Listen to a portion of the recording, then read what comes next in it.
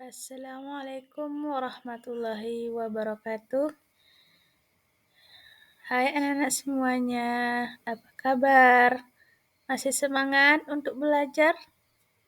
Oke, kita tetap semangat ya untuk belajar. Karena kalau kita selalu semangat dalam belajar, insya Allah pembelajaran akan mudah kita terima.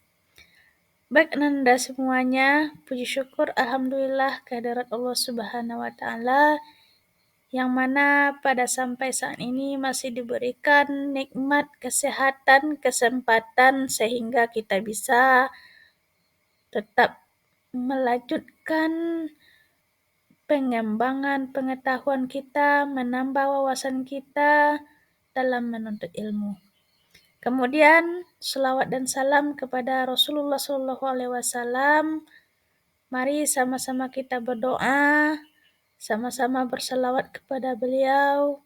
Semoga dengan kita selalu berselawat kepada beliau, kita mendapatkan syafaat dari beliau di akhirat kelak. Amin, amin ya rabbal alamin.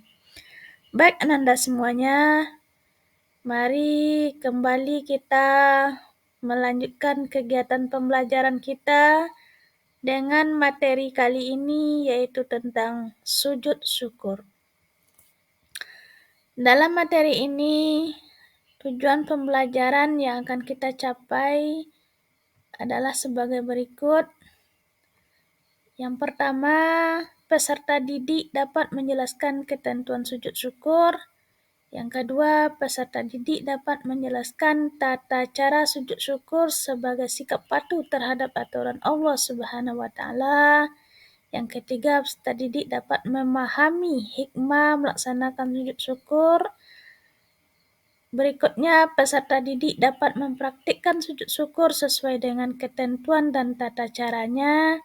Dan terakhir, peserta didik dapat menerapkan nilai-nilai yang terkandung dalam sujud syukur serta di dalam sholat pada kehidupan sehari-hari. Lalu kita harus mengetahui apa yang dikatakan dengan sujud syukur. Ananda semuanya sudah pernah melakukan sujud syukur? Kalau sudah, tentu sudah setidaknya Ananda sudah mengetahui sedikit banyaknya tentang sujud syukur. Kapan Ananda melakukan sujud syukur? Ya, ketika kita memperoleh nikmat dan ketika kita terhindar dari bahaya. Baik Ananda semuanya, mari kita dalami tentang sujud syukur. Mari kita lihat apa pengertian sujud syukur. Sujud syukur merupakan sujud yang dilakukan sebagai bentuk rasa syukur atas nikmat atau karunia besar dari Allah Subhanahu wa Ta'ala.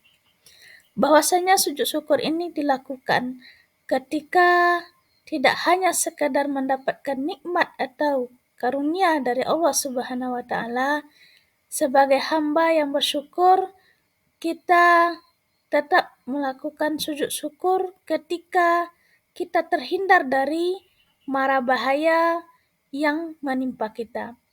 Ketika ada bahaya yang besar, namun kita bisa diselamatkan oleh Allah Subhanahu wa Ta'ala dari bahaya tersebut, maka kita sebagai hamba disunahkan untuk melakukan sujud syukur.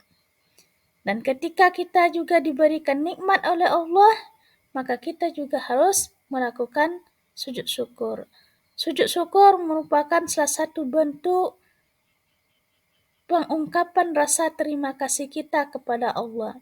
Tidak hanya dengan melakukan sujud, salah satu bentuk yang lainnya dalam bentuk syukur kita kepada Allah ketika kita mendapat nikmat adalah dengan mengucapkan Alhamdulillah. Namun dalam bentuk perbuatannya bisa dilakukan melalui sujud syukur. Baiklah anak-anak semuanya, di samping sujud syukur kita akan melihat apa itu ketentuan dari sujud syukur. Bagaimana sujud syukur ini sebenarnya? Sujud syukur tersebut dilakukan ketika kita menerima nikmat besar atau terhindar dari musibah. Seperti yang telah disampaikan tadi bahwa ketika kita terhindar dari musibah, kita juga melakukan sujud syukur. Di dalam melaksanakan sujud syukur ini sebenarnya tidak diwajibkan untuk beruduk, namun lebih utama jika dilakukan dengan beruduk lebih dahulu dan kondisi aurat kita dalam keadaan tertutup. Dalam melakukan sujud syukur ini tidak ada batasan jumlahnya, namun cukup kita lakukan satu kali saja. Bahwasanya dalam melaksanakan sujud syukur ini ada tata cara pelaksanaan sujud tersebut. Mari kita lihat bagaimana tata cara pelaksanaan sujud syukur. Yang pertama, kita berniat.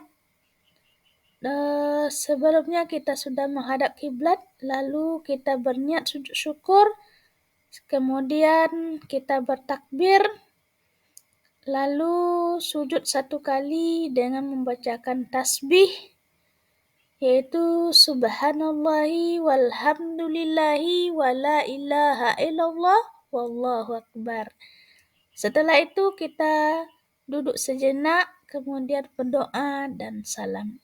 Inilah tata cara kita melakukan sujud syukur.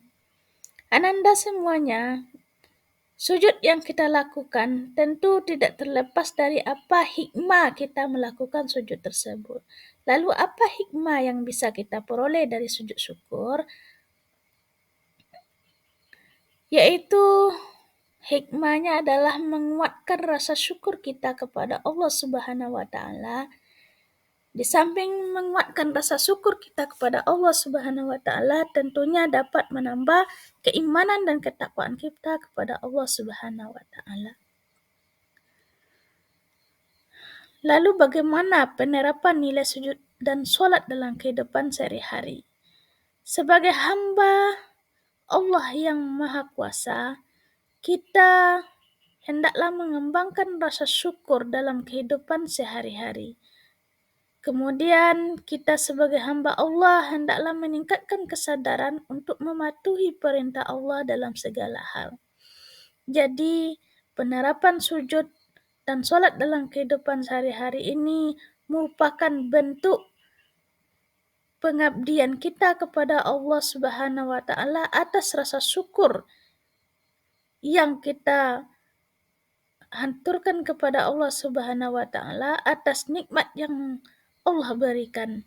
Karena ketika kita sudah bersyukur atas nikmat yang diberikan oleh Allah, maka Allah telah berjanji akan menambah nikmatnya kepada kita.